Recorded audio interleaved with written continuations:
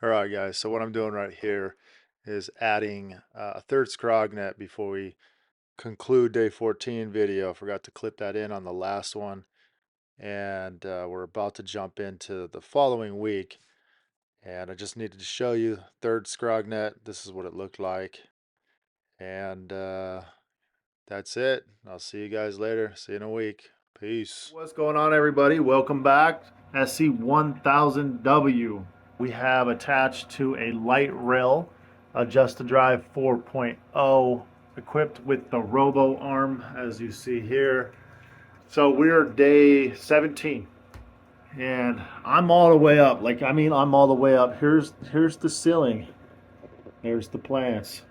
Kind of lacking development along this back edge, but most of the plants leaning that way, and only that little tiny portion is leaning that way. A good 3/4 of this plant is getting the most light opportunity, and we have a portion here that's left out, and we have a portion on that end. There's definitely some growth there, and I'll wait for this light to kind of slide on. It's moving right now, so once it's over there, we have about another 18 inches. We are shooting for 6 pounds, okay?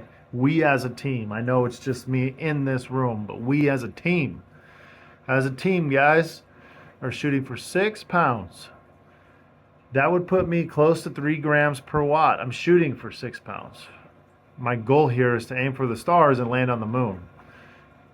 Realistically, I want to hit, over 3 grams per watt. Consistently 3 grams per watt in this room. I consistently hit, 2 3/4 grams per watt everywhere. If we hit 6 pounds in this room, that's what it's going to end up being. So everything is looking stellar. Absolutely gorgeous. I'm very happy with what I see right now. You can see it's pretty well lit on this side. It's not lack of light or anything like that. It's well lit from the right side all the way to the left side. What I'm finding in this garden is that I can run a higher wattage. Okay, we're gonna go 90. I don't want to go too much. You can always come in here and reassess things in a couple days and decide whether or not that choice I've made just now, bumping it up 10%, was a good choice. Okay, that's one thing I see on the right side. We're getting adequate lighting. It's just lack of plant matter over here.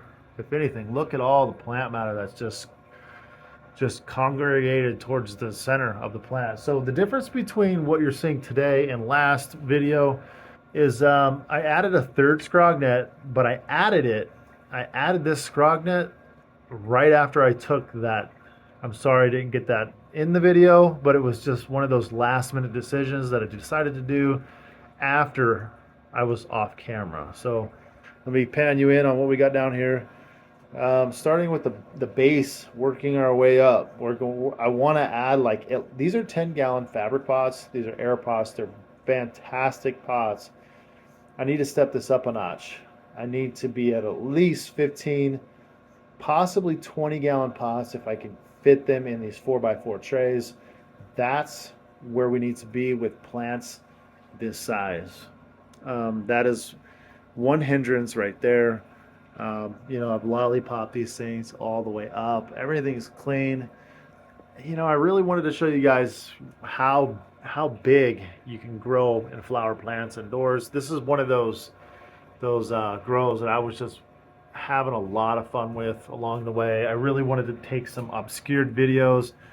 That's something I've just having fun and I've never done. So I hope you guys enjoyed those videos. But it goes to show you guys remember me chopping this canopy down right here with just blunt shears. I chopped this canopy down with blunt shears, and this is where we're at today.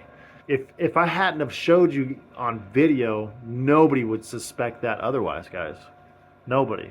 You guys wouldn't even know the difference. But that, I'm always preaching that analogy is, treat these things like weeds.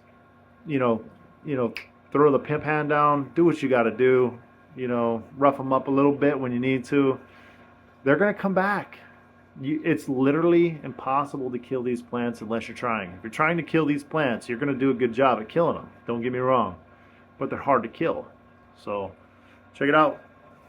This is the plant that I was saying is leaning. So you can see that this plant is going like hardcore this way. This is a majority of its growth is just going banking left. Then we got this small portion right here. You know, it just kind of ended up like that. This was a lot of plant too. These plants are almost 7 feet tall, 6.5 feet tall. Let me see. I'm 6.5 feet tall. Yeah, 6.5 feet tall. We got the light cranked all the way up. You know, all the way up. I can probably get another 3 inches if I needed to, but that would require removing the light from the buckles from these ratchet ropes and just strapping the light straight to the robo arm. But when these plants are small, I need the light lower because I don't want to run, 1,000 watts just vegging out small little plants. I also want to work on a better source of like watering. I spend a lot of my time in here watering, and what I mean, like, guys, this room I keep it so minimal for the videos, for video purposes. Minimal. This room, let me show you. This room is run off this auto top off, okay? And I just hand water, from here to the res, and then I put my meter right here into the nutrients if I need to. That's all I do. And right now we're at about 15 gallons of water every single day, and it's a lot of work, but that's all right.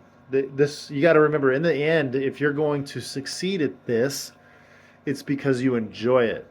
I love growing these plants. I love flowering them. I love, being on camera with you guys, sharing that experience. I don't like harvesting. I don't actually harvest anything. I harvest nothing. Okay, all that work is done by somebody else. It's just more scarce just because the plant happened to just take a hard left. So normally in this room I would have 2 of these, 2 fixtures to cover the cover here and cover here. Okay, we got 5 square feet there, 5 by 5 here. We got 5 by 5 here. It's actually more. Okay, it's closer to 12. So let's just say 5 and 5, 5 and 5. Normally the reality is I'm going to try and hang a light here and hang a light here. That doesn't mean it's going to be 2,000 watts. If I was to hang a stationary light on the left and the right of this room, it's going to be a Spider Farmer SE 7000. But because we're adding a light mover and we're adding more watts, I thought that would compensate for any kind of lack of wattage when the light is moving back and forth, being that we are increasing the overall intensity of the grow light. Absolutely run this light at 100% while it's on a light mover. That's what I'm trying to say, without getting any burn. You can see there's no burn here. And I just went from 80%, we're 800 watts. That's more than a Spider Farmer SC 7000 puts out, and there's no burn. The plants are actually responding to, so it's really, really well. It's doing really well. And I can only imagine what this is going to look like when we hit, day 28 and we're pushing, day 56. Okay, so look at these buds. For me, it's trial and error. It's a testing process. I'm curious to see whether or not the plants can actually continue this healthy growth from start to finish with a LED moving on a light rail back and forth. Remember, when this is getting light, this is not getting light. That is something I've never done with an LED before. However, I have done it in the past with HIDs, and HIDs, they sucked. So it didn't respond well then. As far as flowering, we're talking about flowering. I'm not talking about veg. Veg, you can get away with a lot of stuff in veg.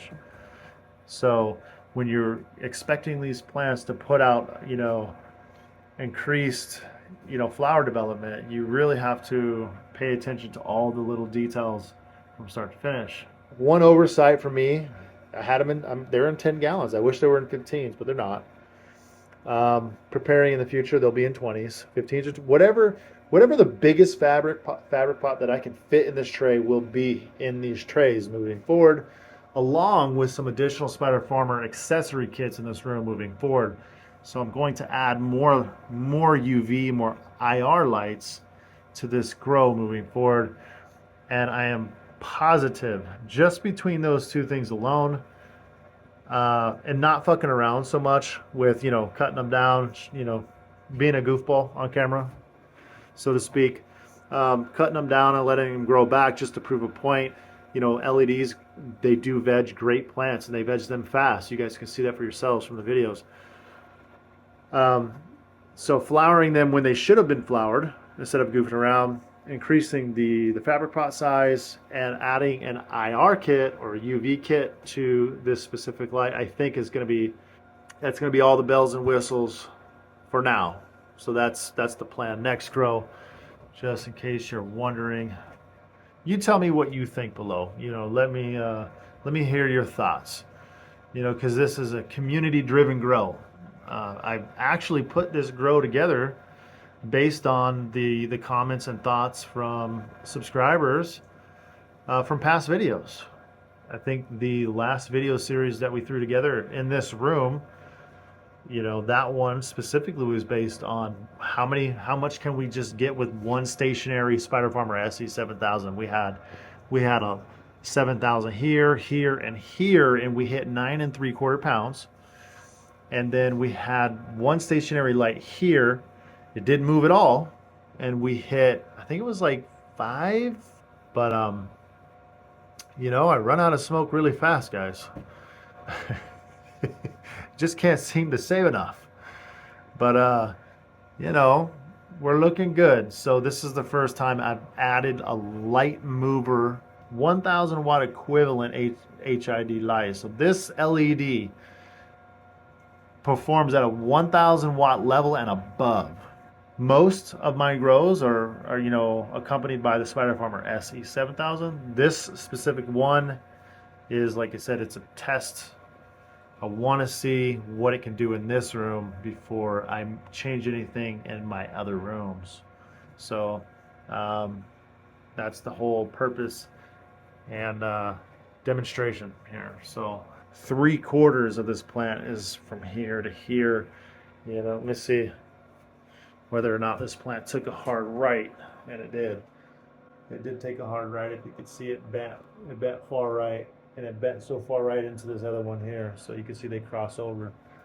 But that's because plants have that tendency to follow the light. If a majority of the light is going to fall to the center, the plant is going to fall to the center. So we're going to get buds back here, just not as thick as the center. That's all I'm trying to say. So I did add, I think it was day 10, start running a bloom fertilizer, which is the base nutrient.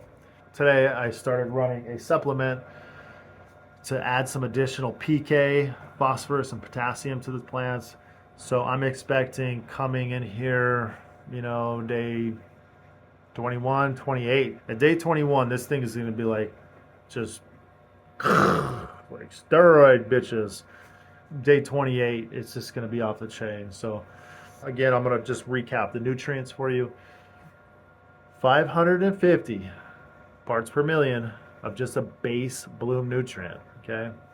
Combined with a bloom additive, which is additional phosphorus, potassium, combined with some silicate at the end of that to stabilize the pH and bring everything up to par. That is what we've done. I've added 3 things. That's it.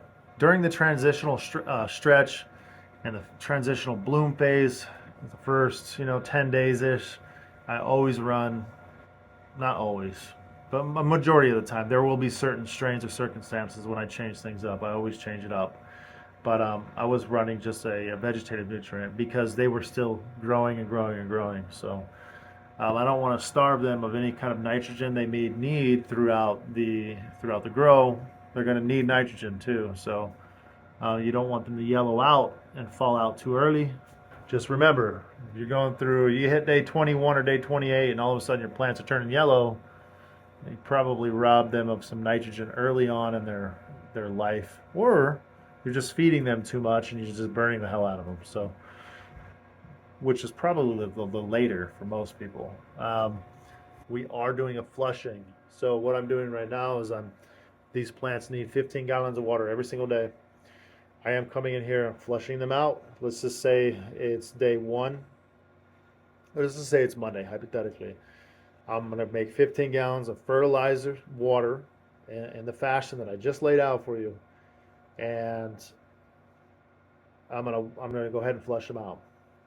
Come back in the following day, and I either do the same thing based on how fast they've drank that water, or I'm just doing a CalMag RO rehydration. I hope that makes sense.